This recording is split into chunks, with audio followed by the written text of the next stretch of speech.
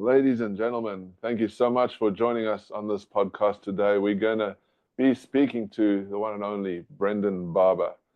Ladies and gentlemen, today's guest is a true force of transformation in the entrepreneurial coaching space. With 25 years of experience and over 1 million lives impacted, Brandon has built an extraordinary career helping business owners break through invisible barriers and unlock their hidden potential. This isn't just a business coach. Brandon describes himself as a pattern breaker and a truth teller who creates a safe space for entrepreneurs to get real about their challenges while discovering the unique genius they already possess. Having personally battled cancer, fear, anxiety, and numerous setbacks that would stop most people in their tracks, he doesn't just teach transformation, he embodies it, ladies and gentlemen. Brendan's track record speaks volumes.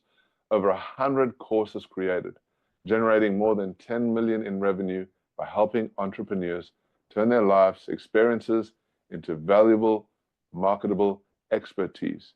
His superpower is awakening the genius, reframing adversity, and guiding clients to create courses and businesses that align with their authentic selves. From his own journey, from survival to thriving, Brandon has developed an uncanny ability to see what others miss, the hidden blocks, the silent saboteurs, and limiting patterns that keep talented people stuck. And today, he is here to help us recognize that gold we've all been sitting on. Please join me today in welcoming Brandon to the show. Hey, Brandon, so good to have you here. Thank you for joining us. Thank you. Appreciate it. We're going to be diving into some really cool stuff and learning a little bit about you and what you do and how you're helping people today. So I'm really excited about this. I'm really interested to get into your journey. So as we get started with Brandon, could you describe yourself as a pattern breaker and a truth teller forged by your journey from surviving and thriving? Can you share some defining moments when you first realized the patterns holding you back and what embodied you to break through? Yeah, I think I remember my late 20s struggling immensely with anxiety. I literally had an anxiety attack a day for 3 years Wow. until I became agoraphobic. Like I'd have a panic attack in a grocery store, so I stopped going to the grocery store. I'd have a Wow. panic attack in the movie theater, so I stopped going to the movie theater. Pretty soon I stopped going anywhere because I'd have panic attacks everywhere I went. Literally became agoraphobic and stuck. I mean, trapped. And I knew there was something. I mean, there's a mental fortitude. I had to dive into some tenacity. I had to find some, I had to get through this adversity in some way, shape, or form. And just started researching and reading and listening and taking part in as much as I possibly could. So I was reading, a self-development book a week. I was engaged in as much information as I could absorb to move through this and shift out of this, to get to a different space in my life because I was stuck. So learning the process of adversity, or the process of resilience in adversity, was a game changer for me in my late 20s. And moving through that, had numerous situations since then where we've had to pivot in our business. 2019, I got a cancer diagnosis. Um, that was uh, a really rude awakening. That was the result of not taking care of my health for too long, right? So there's an old Roman proverb that says, "Fate will help the willing, and those who won't, she will drag." Boom. I waited to get drug, so my health issue drugged me and said, "Hey, you have cancer. Now you have to deal with it." So I didn't volunteer before to take care of my health, but I got drugged to it. And again, more adversity. How do I tackle this? More resilience. 2020, our business went from 9 employees and a very healthy revenue to 0 employees and no revenue overnight after COVID hit. Um, Another moment to like, I got to overcome this adversity and become resilient here. How do we pivot? How do I pivot? How do I pivot? I feel like our entire life, my entire life, and our entire business is a result of welcoming discomfort and pivoting in our lives, pivoting and shifting what we're doing, and that's ultimately being resilient, being resilient. So those are the three big examples that I can give in my life where I've had to tap into this resilient mentality to overcome the struggle that was, at my feet. So good. Resilience is a very important characteristic for entrepreneurship, right? It has to be uh, forged, as you will, in business and life, right? And it's a fundamental principle that you've navigated an immense challenge. You've gone from battling cancer, which is huge, right? And it's a big knock to anybody, right? And you've gone to building a multi-million dollar business, and that's huge. It takes a lot of tenacity and courage to do that. But what internal mindset shifts was most critical during your toughest setbacks, and how do you help others access that same courage and awakening their genius? I'm a creature of, I think we all are to some degree of needing certainty and really craving um, comfort. And what was required in all of my resilience, if you will, was being able to be uncomfortable, to be able to welcome discomfort. I remember, I think I've heard this from, I think it was a Tony Robbins quote, but the level of success in your life and your business is in direct proportion to how much uncertainty you're willing to tolerate. Wow. And that really was it for me. How much discomfort can I sit with? How much uncertainty can I live with and actually welcome it and know that it's growth and opportunity? And so for me, my biggest mind shift for me is to not need comfort so much, not have to be comfortable, not have to be always taking care of my discomfort. If I feel discomfort, I fill it with food, or I feel discomfort, I fill it with something I've got to do, or I've got to get rid of my emotion. But really being able to sit with discomfort and grow and learn from it, because I ask myself, how am I learning? What am I growing? So that someday I might be able to serve somebody in the future, whether it's, a client that I work with or it's one of my kids. But how is what I'm going through helping me learn and grow so that I can serve somebody in the future? So it's the welcoming of discomfort is the big mind shift I had to get around. Welcoming of discomfort. I really like that. And you feel that awakens the genius inside. Totally. Welcoming discomfort. Yeah. I You're love not the busy trying context. to find something to get rid of it all the time, right? You're not constantly Yeah. trying to find something to get rid of the way you feel so you just feel great all the time. It's like I think you're either having a great time or you're learning. But Oh, so true. And yeah, it's I find that it's that exactly what you're just saying is letting go of the fear and just accepting where you are and focusing forward to where you need to go. That is so good. I love that context. So you've got your superpower as awaken genius in others, or awakening the genius in others.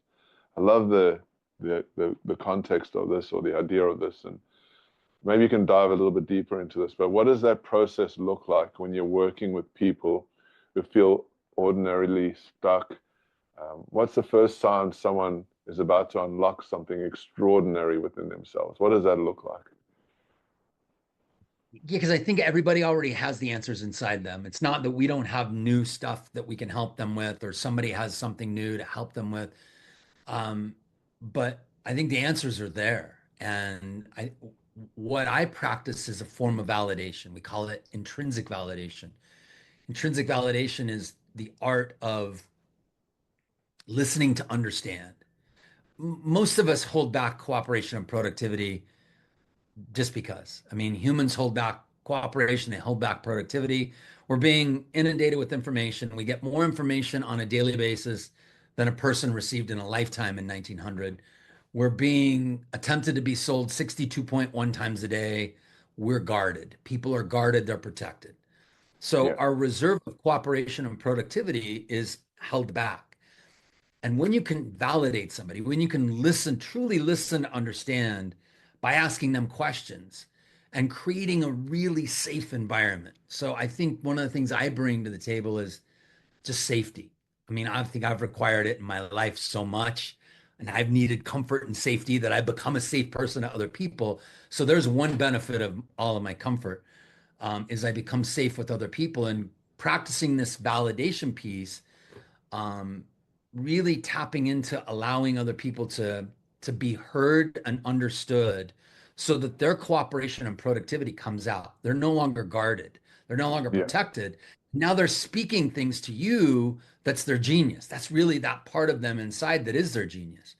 So if we look at parts work, we say there's different parts of us. That best part of them is in there, but a lot of times it doesn't come out until it's heard or understood and really validated. So I okay. think what we do really well is validate people at that level and help them come up. So once we do that, then people are, they're speaking up, they're speaking out, and then they hear something inside of themselves. It's like, oh yeah, that. Let me do that. The answers within themselves come out. So good. Um, yeah. Amazing. And I can sort of relate to that. We tend to have that imposter syndrome, right? We're like, you're not good Mhm. enough. You shouldn't be doing this. And then I've experienced this in my life where that validation, where somebody asks you a specific question about something, and you answer like all the words just like they flow out, right? Like, where did that come from? I actually have knowledge. I have skills. I have something to share. And your process is Absolutely. obviously helping people tap into that and release that experience and knowledge inside of them that's already there, that they've lived a life of already understanding, right? That's so powerful. Is that correct? Yeah, it's right on. It's right on. So It's right good. on. And I love that. And I think so many people don't realize the potential that they have, right? And it's all hidden and they just need that conduit or that place or that person to ignite that spark and to let them realize who they truly are. Yeah, I think we all, I mean, all we are, like you said, conduit, right? It's if we're a conduit, Matthew, we're really um, other people are their nervous system is regulating with our nervous system, and so if you can create a safe environment for somebody's nervous system to get into a safe environment, a safe place, then who knows what's So there? good. There's also Who knows what the genius. potential is? It's the mastermind effect, right?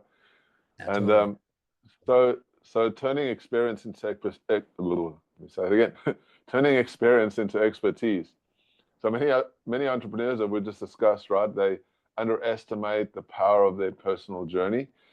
Mm. What's the common hidden expertise you've helped clients discover, and how do you guide them to see their true market value?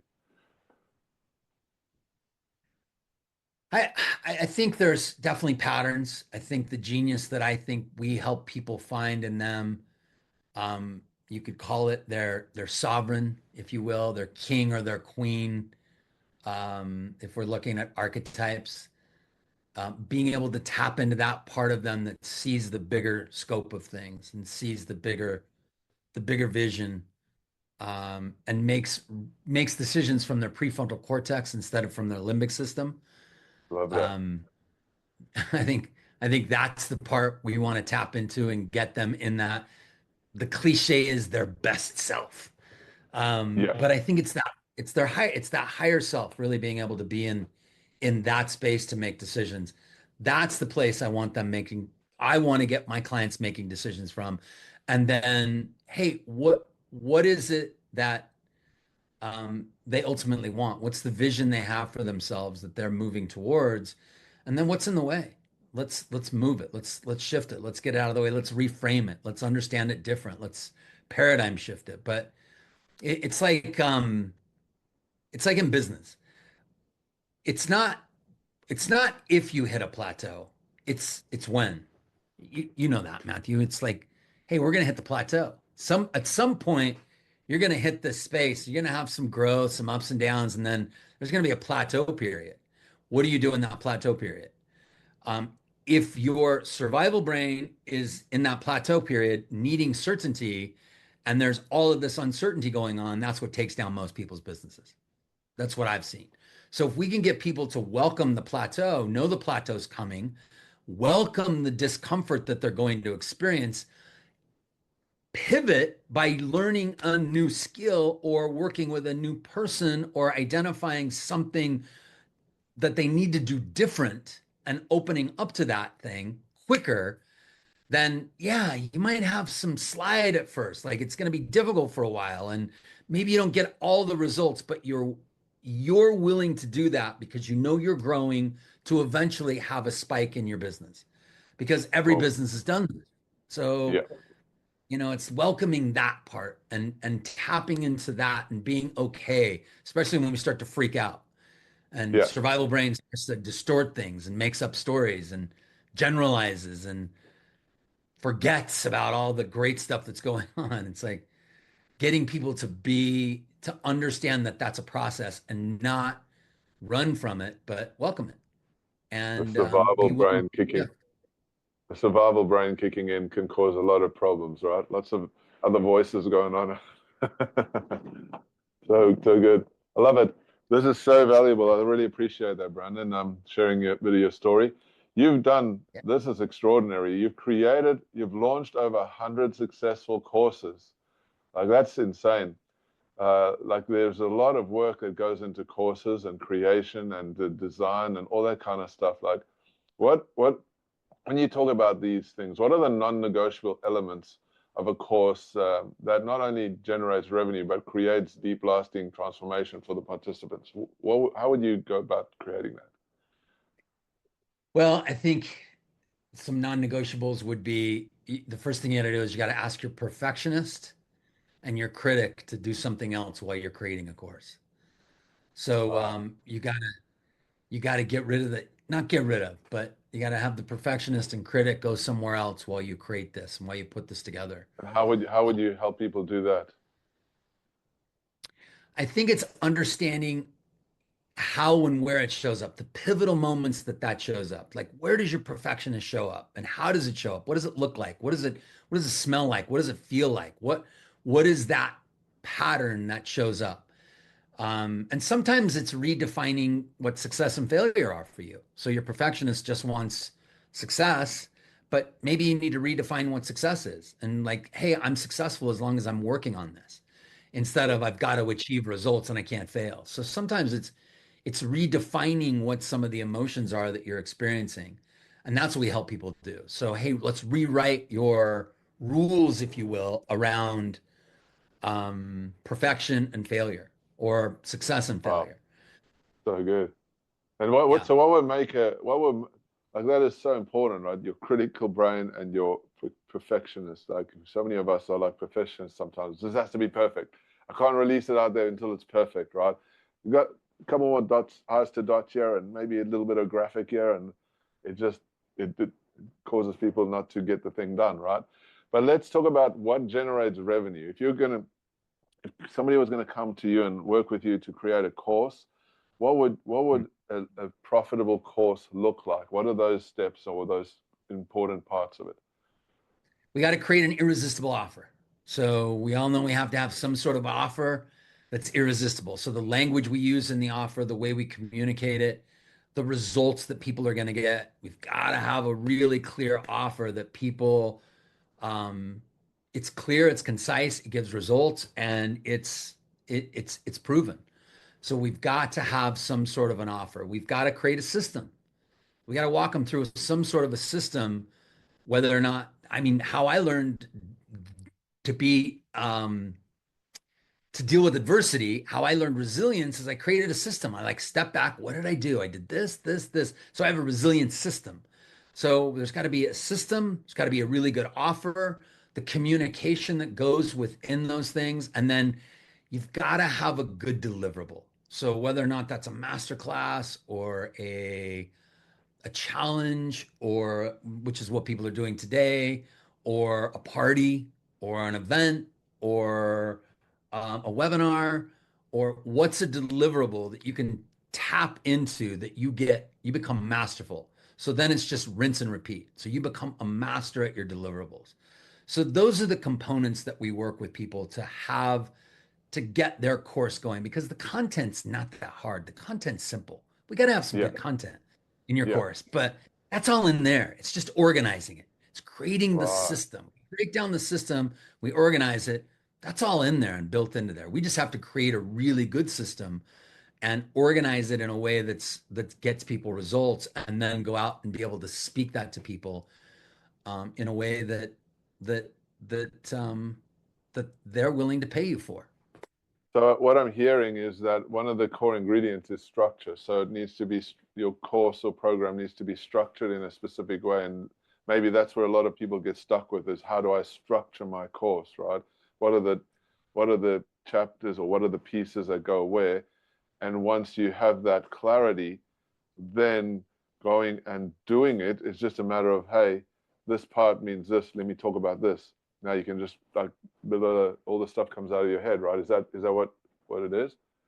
So it's so easy for me because I've done so many courses, but it'd be like somebody who says I've written 50 books or 100 books.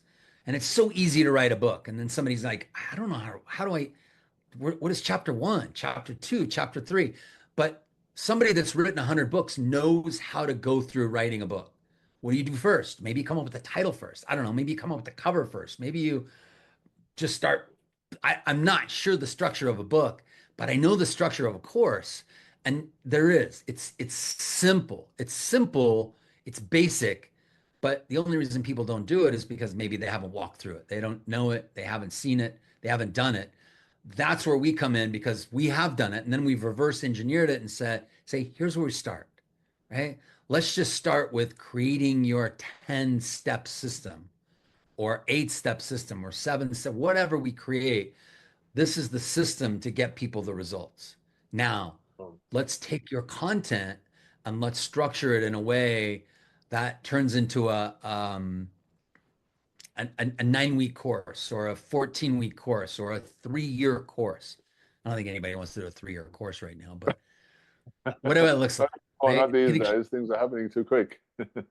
have workbooks. Like you have a workbook with something and how to design a workbook and how to create like just the basic model of a workbook, how you ask questions within a workbook, and then you have a box where you engage people to fill stuff out. So that's how simple it is to create a course or a system that people pay you for. Not always And simple, easy to walk through it, but that's yeah. why we're here doing that.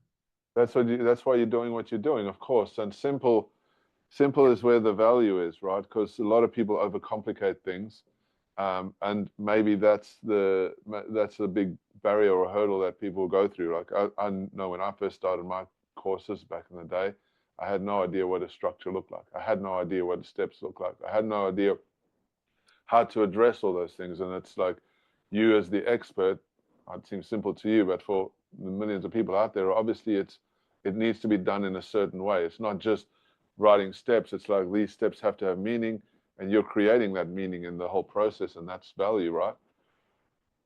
It is. I remember, Matthew, 25 years ago when I first started coaching, back in the day when people would say, what team do you coach for? And I'd say the team of life. And they'd hang up on me. So But good.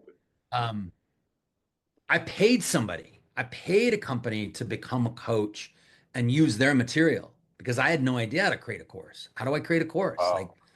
I Yeah. learned all these things. Like I'd gone through Tony Robbins, became a facilitator for Bob Proctor and all Wow. these different programs, but I'm like, how do I facilitate my own? So for the first few years of my coaching business, I paid top dollar to utilize somebody else's material, and they would get a workbook and they would get the structure of somebody else's system. And that's how I coached for the first few years, which cost me, thousands and thousands of dollars. But And also not, you accelerated the learning for yourself, and then you adapted that into a model for yourself so you could help your clients accelerate. totally. And so today they don't have to become a coach for this program or this program, or they don't have to buy somebody else's material. They get to create their own. And it's simple. It's so, so simple. I didn't know then what I know now for sure. But You've yeah, cut out I, it's $1 million worth of experience, knowledge, and skills, maybe even more, that you bring to the table that people get to tap into, and you're accelerating that journey faster than anyone else can do it, right? Using your system. totally, totally. They get to start from their own. Like there were so many times I would read something and I'd be like, if that wasn't in that workbook, I don't really want to cover that, or I don't want to go through that. That's not really me. That doesn't sound like that's somebody else's story. That's something else. That's another piece that I'm not really bought into, but I was using somebody else's model. And the day that set me free, when I had my own model, when I had my own course, when I had my own workbook, when I had my own class, and I was like, this is our 10-week class. This is our 6-month coaching program. And it's stuff I've created, it's videos I've done. It's like, oh man, it was freedom. But there was a lot of trial Wow. and error. There was a lot of Yeah. money. There was a lot of time spent in learning that process. So we're cutting all that out for people today. Now you've generated over $10 million doing that. Like that's insanely beautiful, and you're helping so many people get transformation in their journey, creating courses. Like it is a foundational, pivotal piece in growth, right? Especially these days. If you've got your own process, if you've got your own program course, you can do so many things from that, right? Speaking gigs, Totally. you can speak to other Totally. people. You got so much information you can talk from. It's just huge, right? You can do it around anything. Then you can do it around, anything. I That's a if you, sorry. you don't have to be like I literally wrote here's what I did. I wrote a program and sold the program on how to fly fish. Now, Ooh, but here's what I did.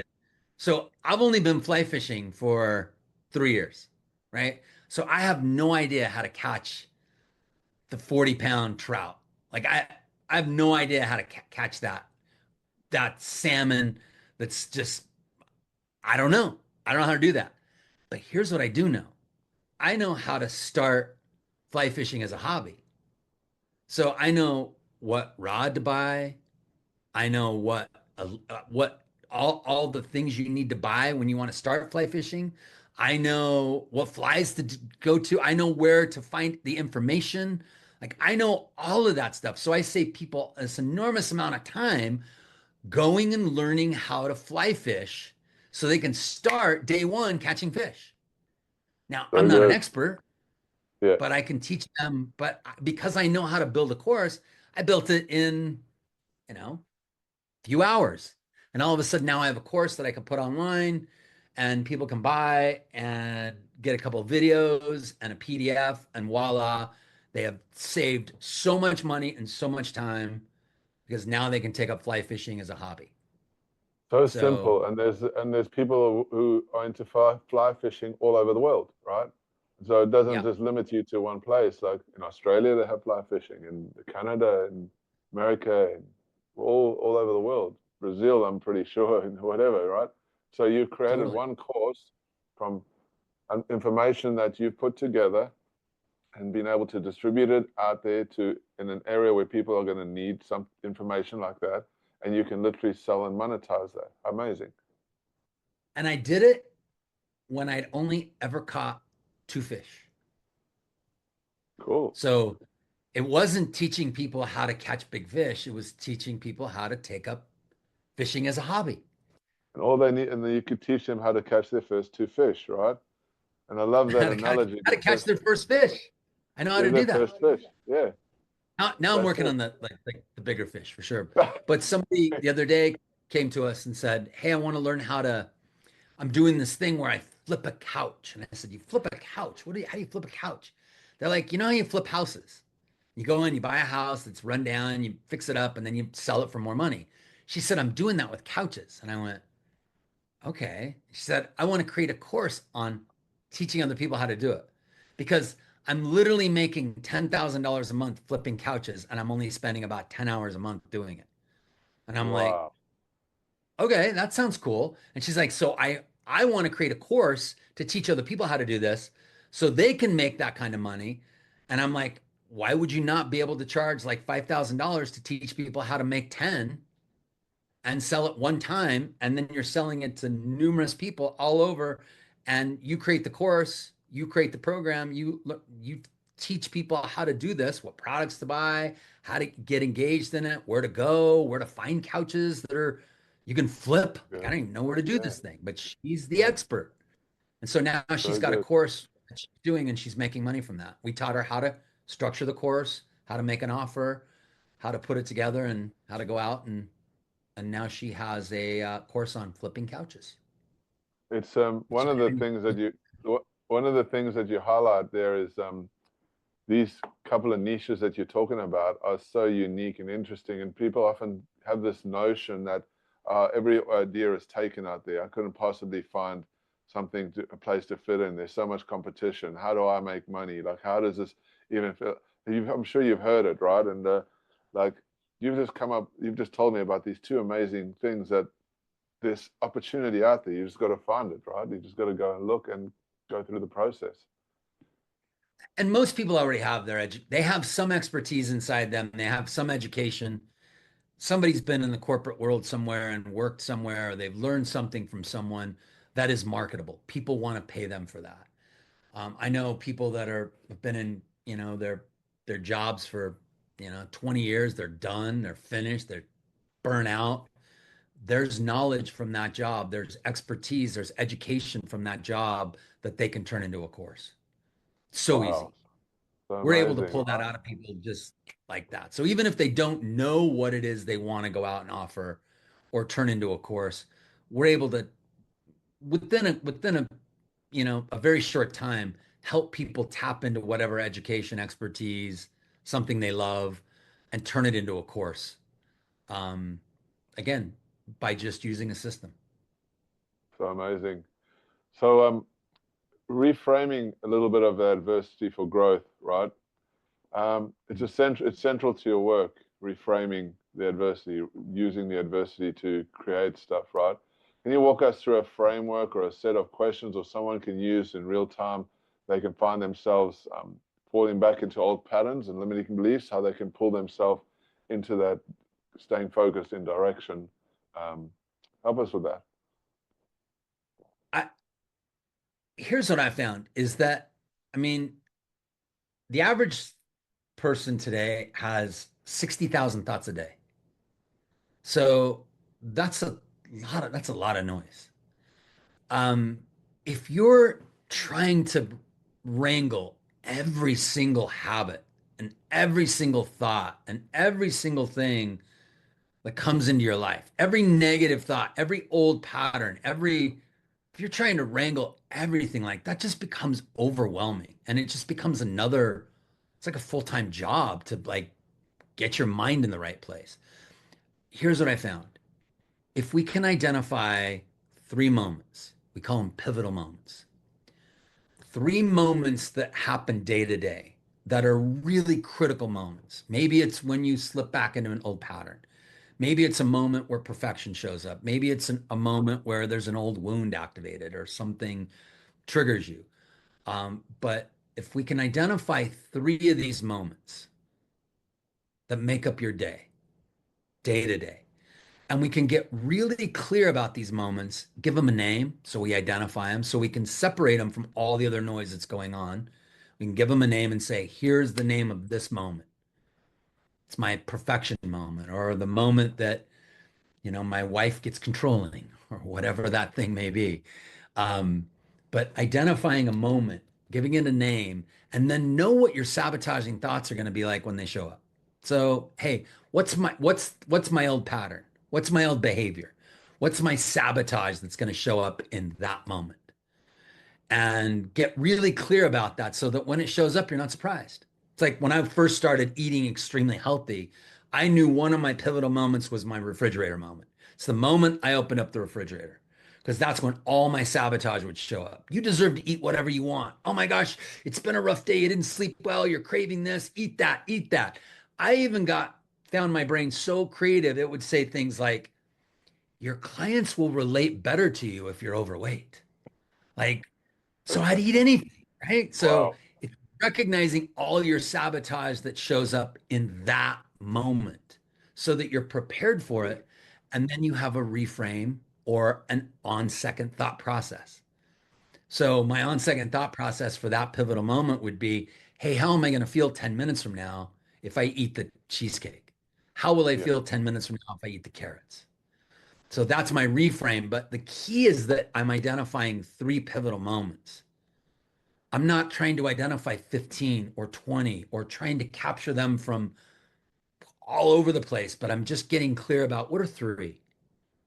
So for my health, it was what are three pivotal moments for my health. For my business, it'd be what are three pivotal moments for my business.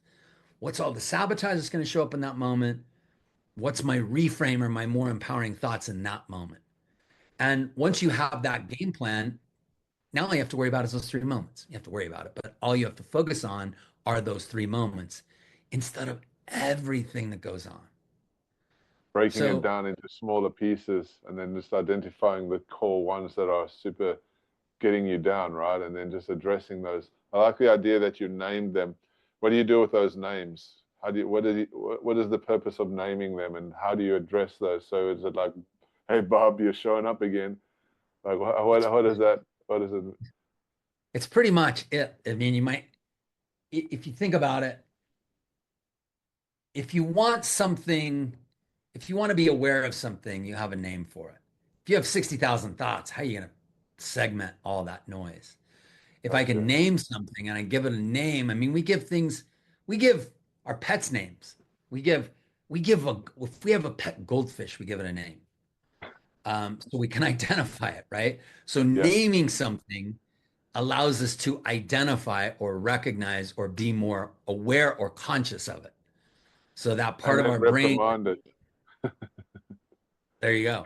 Or Reprimand it. reprimand it gets interesting, or be a little bit kinder to it and recognize that, hey, that might be a part of you that's been, um, I don't know, judged for a long time, or maybe even Right. abandoned. And so you may have to, be a little kinder to that part of you and be like, hey, but I want to make a better decision here.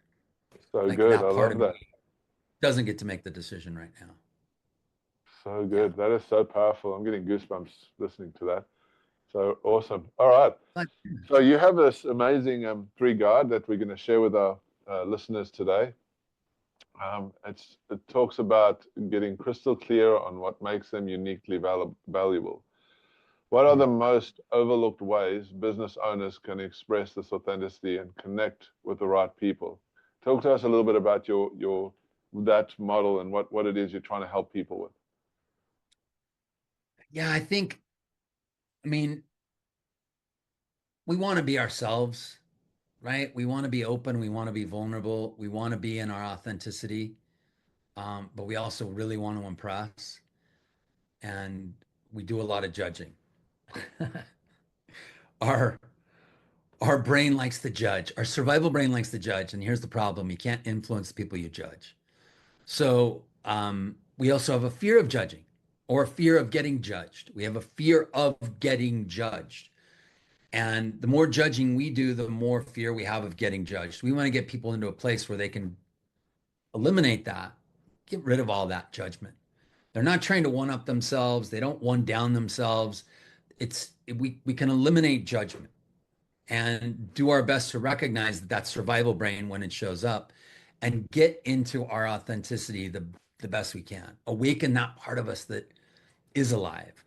Um, and then go to a place where we create drive, and instead of waiting to get motivated or waiting to get excited, but to get driven. So I know a lot of that worksheet is, hey, how do we get you in a driven space? How do we get you in your authenticity, get you in a driven space so you're speaking to people where they feel comfortable? their mirror neurons, which is that radar system built within all of us, picks up good energy from somebody. It's not like, they're picking up the wah, wah, wah, or the desperation, but they're picking up that person's real, they're human, they're genuine, they're authentic. Yeah. I can relate. So now if I can relate, I can hear. I can hear what they have. If people can be relatable, then people will trust them. And if people will trust them, they'll listen to them. If they'll listen to them, they'll buy from them. So But if good. they're not relatable, it becomes a challenge. And is that part of your process, helping the people become relatable? That's what that's all about, right? Yeah, we need to break down. I mean, we being vulnerable and being authentic. I mean, how many times has that been brought up? I mean, it's now a cliche. If you have to talk about authenticity, is it really authenticity? But um, I think it's critical. I I think it's like that. critical. Is it really authenticity? And then that's a part of the process of, if you're authentic, does it mean that you're sellable? Like, does it mean that you're a market in the market, right? Because you can, and I find this in the fine line, right? It's like you can be authentic, but if you're sitting there crying about yourself and you're being your authentic self, and people are going to turn off because that's not the authenticity that they're looking for. They're looking for a very specific type of authenticity. Is that right? Like, I see it a lot. Yeah, People like, that's a bit too authentic because you want to I be like marketable in your authenticity. totally. Brene Brown calls it spotlighting, where they tell too much. They're over vulnerable. They Yeah, overshare. And then it's kind of like having a big spotlight on you. You're like, oh, like that's too much. Like I like that. people that sit on TikTok or wherever and just cry, that's not really authenticity. That's like sharing, that's too much. So Yeah, there is a space to go too much. And I think that's what you're talking about. And yeah, that's not authenticity. yeah. It's an interesting the dynamic, and I think we people that are pros at the authenticity part get it and understand that there is a level, and it's empathy, right? For me, I understand that if you're connecting with your audience and you're being authentic, it's connecting on a level of empathy where they feel like they're connecting with you. Because as soon as that Yeah. empathetic bond is broken, you're now losing them. There's disconnect, right? But if you can empathetically connect with them on that level, then there's a communication happening. Yeah. So It's I love, listening to understand, right? Listening yeah, to listening understand to instead understand. of Love listening that. to respond, which is what most of us, I think, get stuck in. Listening to respond. Yeah, everyone wants to respond first, right? Well, I've got something better to say. Hey, I Hey, did it with you. You're asking me questions. I'm like, I want to respond. I want to respond. I'm like, wait, let's listen to Matthew. Like, step into his world. Matthew, tell me there's more about how it feels to, yeah, Yeah, there's a whole dynamic happening in the podcast thing, and I like, my purpose here is to help the listeners understand you and get some insights from your business experience. You've been around doing stuff for many, many, many years.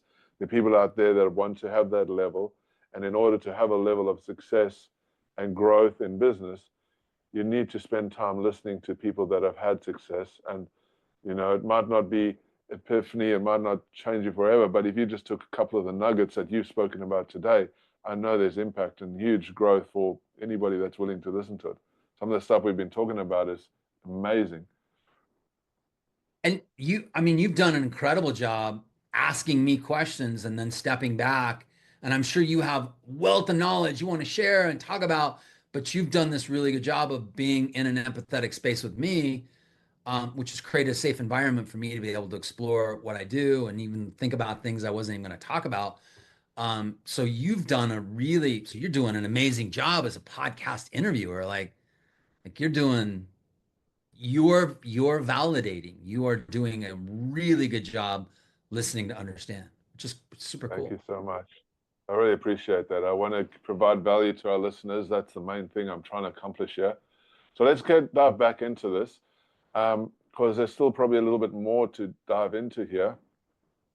You're known for, let me sorry, I'm just going to take a step back here. I got lost in my chain of thought. Um, so, facilitating rapid, deep change. You're known for helping people move fast, and go deep. We've talked quite a bit about this already. How do you create that environment, either in one-on-one or in groups, where honesty comes easily and breakthroughs really happen quickly? And I'm sure you have your own classes and your own coaching programs and stuff like that, and you're obviously talking to people around this type of topic. How do you, how does those breakthroughs happen? How do you facilitate that? So, I mean, I've had the privilege of working with over 1 million people and 25 years in this business. So Wow. there's patterns that you watch with people. People aren't that different. I know everybody wants to be different, and we all have our own personalities for sure. And we all are different, but our patterns aren't that dramatically different. So here's what I know. When I hear somebody by just asking some questions, hey, tell me more about this, listening for clues, and then asking more questions about that, tell me more about that, and then listening for clues, tell me more about that. There's certain key words I want to listen to, like I feel this, or this is what's happening, or words that sort of shoot out at you. um, I'll say, tell me more about that. And I'll spend quality time in that space. And then within 5, 15, sometimes a half an hour, I know the patterns the people are running because I've seen other people run those patterns. So I'll test it a little bit and ask a few questions around that pattern. And if the answers are like, yes, yes, yes, and the pattern's the same, I'm like, I've been through that pattern with somebody before. I've walked through that pattern and helped people shift out of that pattern using different tools that I've got from the best. Tony Robbins, Bob Proctor, John Maxwell, Jim Rohn, um, Brene Brown. I mean, the people that I've watched coach other people throughout the years, because I'm constantly like, I feel like I'm constantly learning and growing. So I'm constantly staying engaged in things and learning from people, learning from the next person, the next person, the next person, like constantly learning new things. And so I've got a tool for that particular pattern, whether it's, something I learned from Tony Robbins, or, and then I kind of put my twist on it, or it's something I got from Bob Proctor or whoever.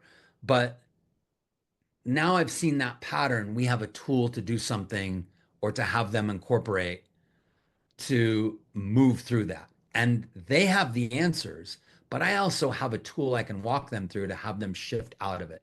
So I have the luxury of having, again, 25 years of lots of one-on-one calls, lots of engagement, lots of watching patterns.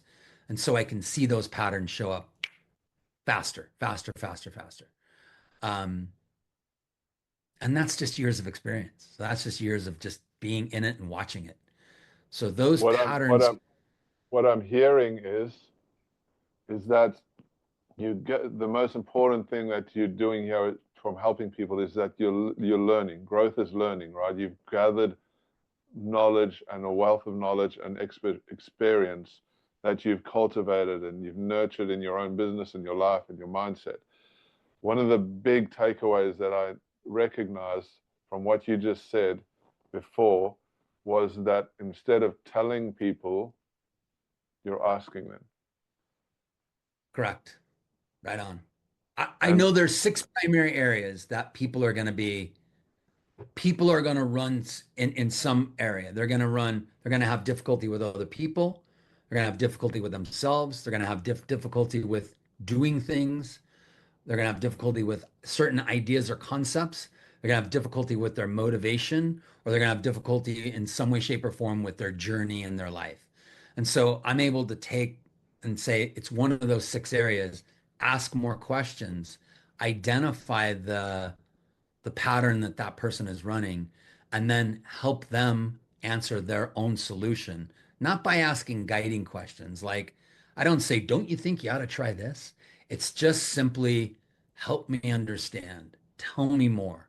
What's that like? And then it comes very out. good.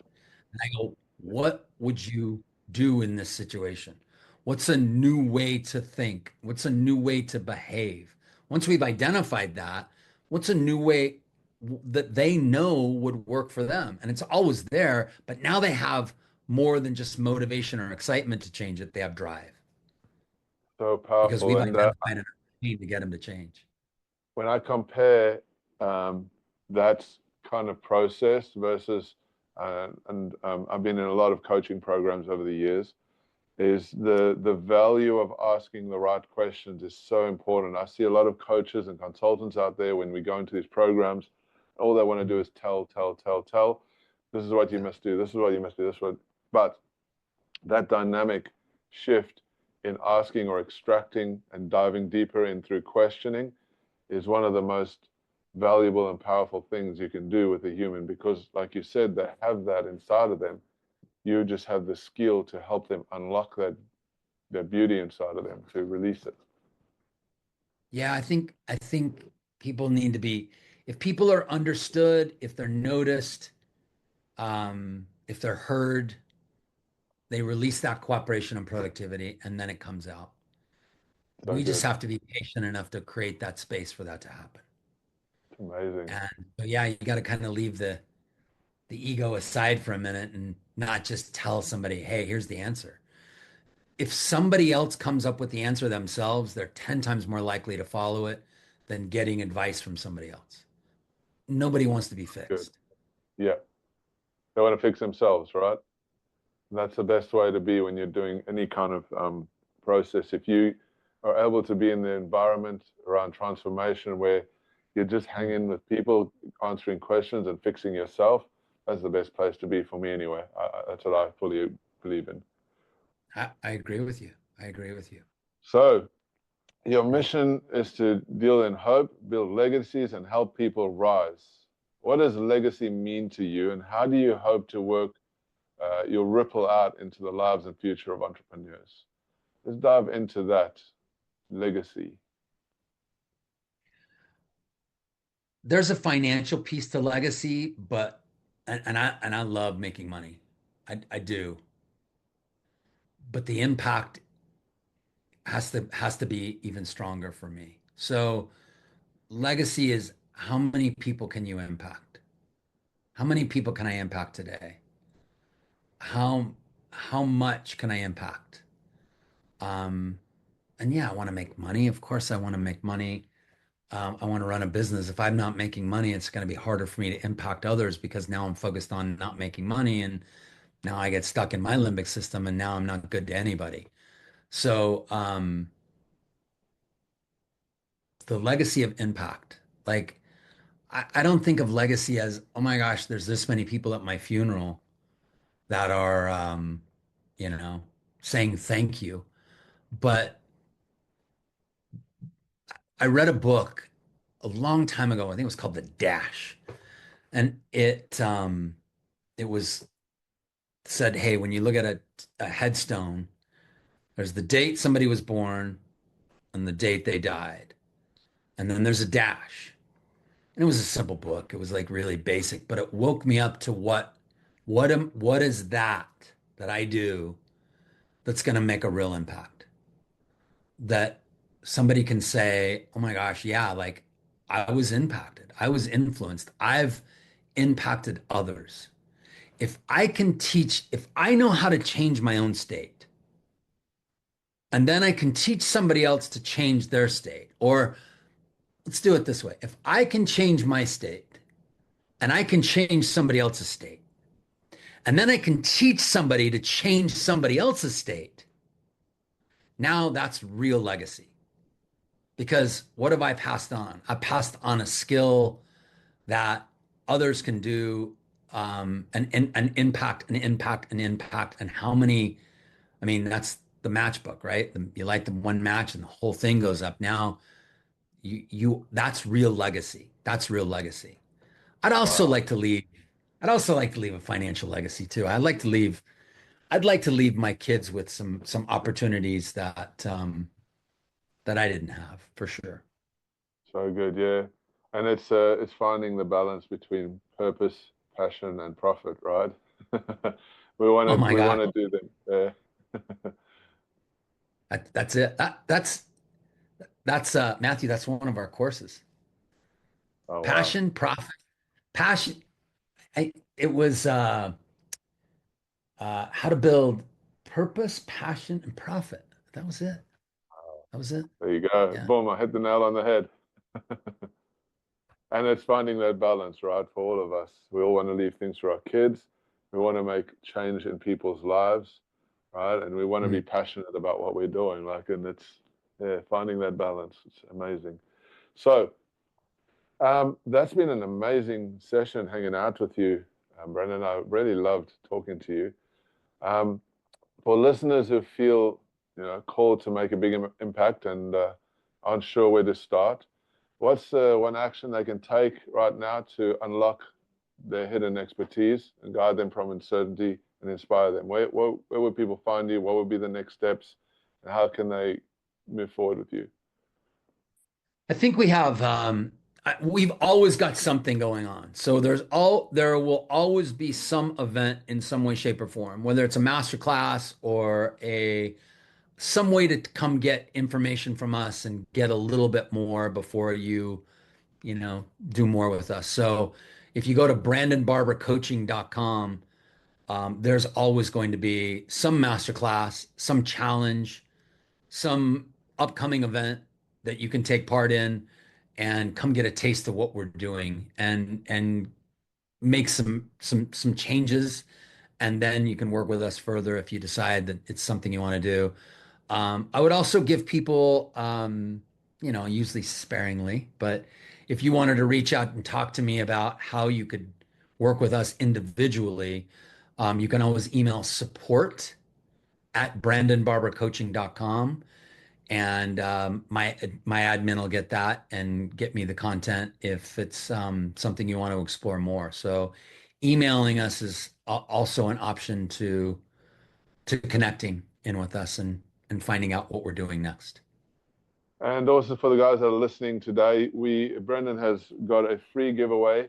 We will connect that link below this video. You guys can check it out, get some cool information, and find out more about what these guys are doing. They're making huge change and helping people transform lives, creating courses, and helping people make an impact in their lives, for their families, for their businesses. What an amazing honor it's been. Brandon, catching up with you. Thank you so much for being here.